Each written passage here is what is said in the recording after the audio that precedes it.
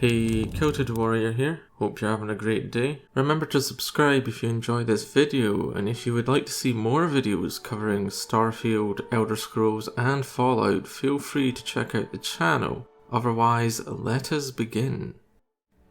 Earth, the birthplace of humanity. During the 22nd century, humanity would grapple with a discovery that would change our history, and the reality that our world would succumb to a cataclysm at the beginning of the next. Yet it was not the end of humanity, but the beginning of a new chapter, as like our ancestors we would migrate and find a new home among the stars, the settled systems. And though humanity would face division and new trials that would test its resilience and ingenuity, new powers would rise, and by understanding these and what we had become, we might understand what fate awaits us in the field of stars.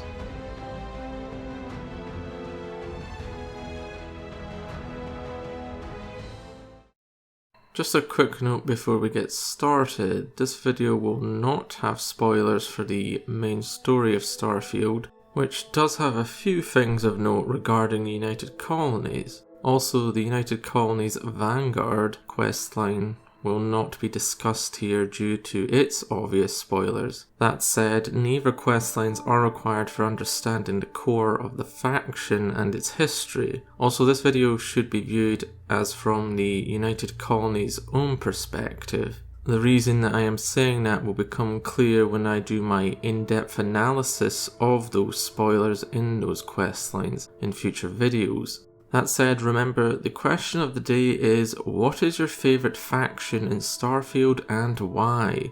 I'll give my thoughts at the end of the video for those interested, and remember to give me your thoughts in the comments. When humanity was forced to leave the planet that it called home, there was both fear but also anticipation of what humanity might find in the stars. If we would be able to continue to thrive as we once had, could we find a new home? In 2159, the United Colonies would be formed, and within a year, Jameson and the Alpha Centauri system would become a new beacon of human civilization, with a joint effort by Earth's governments that found themselves united in common cause to save our species, and succeeded in preventing our extinction. With it, a new chapter of our story had started. Yet it was only the beginning, as this next chapter would bring its challenges, divisions, political, social and religious. It would bring about new kinds of warfare, new dangers humanity had only dreamt of, and yet humanity would endure. The United Colonies would endure. To understand the United Colonies is to understand a piece of humanity that reflected the world we came from, our ideals, our history, but also our folly and our hubris. Join me as we explore the United Colonies and how it became the driving force of humanity and helped define the settled systems, both through its past actions and how it will play a role in its future. Early to mid-2100s, astronaut Victor Asa is part of a team that makes a discovery that will change humanity's future. That discovery on Mars will allow the development of grav drive technology, but by 2150, then Dr. Victor Asa will conclude with fellow scientists that humanity has 50 years to leave Earth before its magnetosphere collapses. 2159, humanity's governments unite, becoming the United Colonies with the goal to colonize new worlds and save what they can of humanity before Earth's atmosphere collapses, knowing that they will be unable to save everyone. 2160, the first colony ship, the Galileo, lands on Jameson in the Alpha Centauri system. along with many other colony ships that make it the capital of the new United Colonies, and name the largest city, New Atlantis, which will serve as the heart of the United Colonies government. 2161. The United Colonies government issues the Centaurus Proclamation, allowing humans to settle other planets and form their own states if they choose to do so. The effects of this action, for better or worse, would become apparent in the future. 2188. The Freestar Collective forms, with Aquila City and Neon as its founders, becoming the second official human sovereign power in the settled systems. Its interactions with the United Colonies would define much of the early settled systems' history, as the decentralized collective of planets runs in opposition to the more centralized United Colonies administration. 2194. The system of Nerion requests Freestar membership despite having been given a prestigious medical facility station by the United Colonies. The Nerion War breaks out, and the United Colonies demonstrates its conventional naval power, winning the war decisively, but with the Nerion Treaty decides to allow the secession of Nerion, but puts in terms to regulate further Freestar colonization in the future, which the Freestar Collective agrees to. 2203. Earth's magnetosphere collapses, and despite evacuations over 50 years, reportedly billions of humans are lost on Earth. It is the greatest loss of human life in history.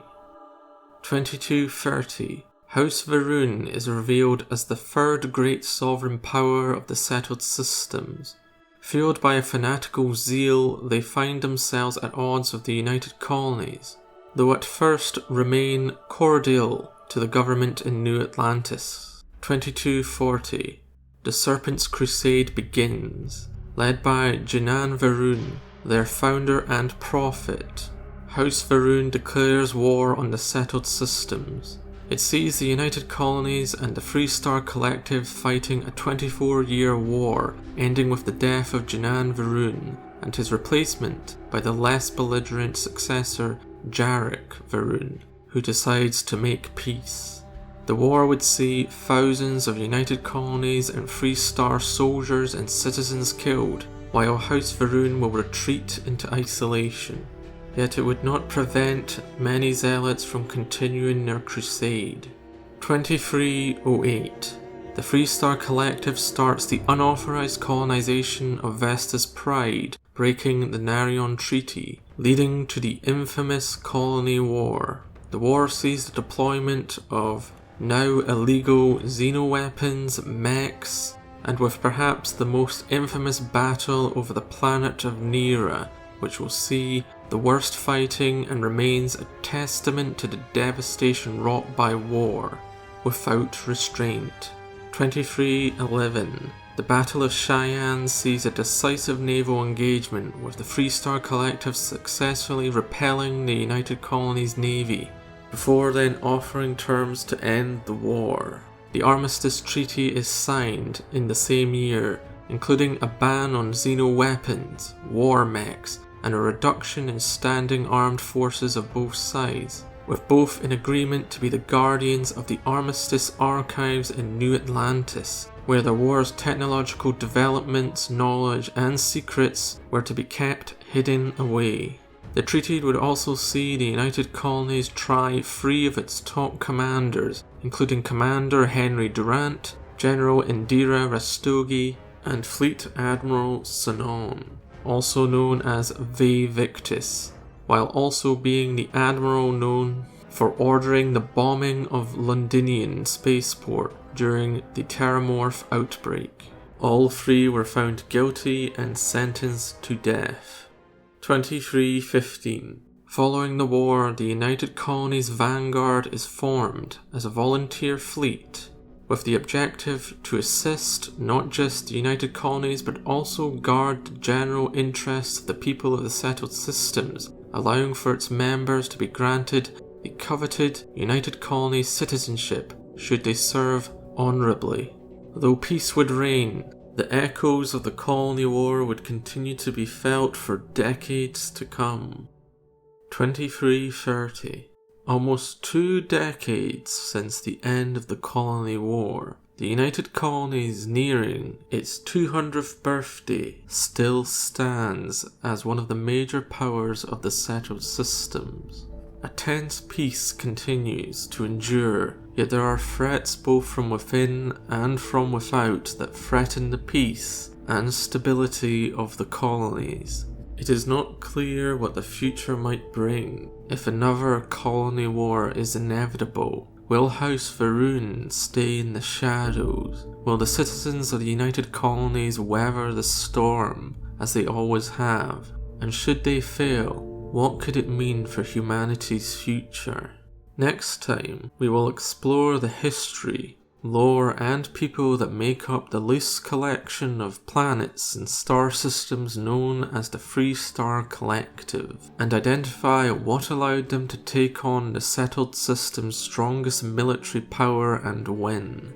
That said, thanks for watching. I hope that you enjoyed this first Starfield lore video. Remember, the question of the day is, what is your favourite Starfield faction and why? I would love to hear your thoughts, and let me know what you think of the United Colonies. Regardless, please have a great day, and thanks for watching. Question of the day. So what is my favourite faction and why? Well, I am intrigued by House Varun. My first playthrough was a character with the Serpent's Embrace trait. Of course, House Varun is not fully playable, and likewise, picking the trait had relatively few interactions in game. So here's hoping that the Chosen of the Serpent are included in more future content and we get more details on them. That said, for the in-game and fully playable factions, I'll have to go with the United Colonies for one simple reason. They are easily the most fleshed out faction, and their own questline gives a lot of insight into their military and peacetime, both through the Vanguard and the system defense, but also we get insight into the administration of the colonies at the highest level, with some more classified details on the reality of the colony war and its secrets, which I have not mentioned in this video. I am saving that for a discussion in a future video. As it stands, the Free Star Collective is less explored, but by no means lacking interesting elements. That said, the Rangers are quite interesting. That said, their questline is criminally short compared to the UC one, which, for those who are aware, does branch out into the Crimson Fleet stuff with the system defense. While on the other hand, Ryujin, which is technically within Free Star space, is effectively its own thing. I will certainly be doing a video discussing the corporations of Starfield sometime in the future, as well as the link to Neon. Anyway, that's it for me. Make sure to give me your thoughts on your favourite faction, and as always, please have a great day, and thanks for watching.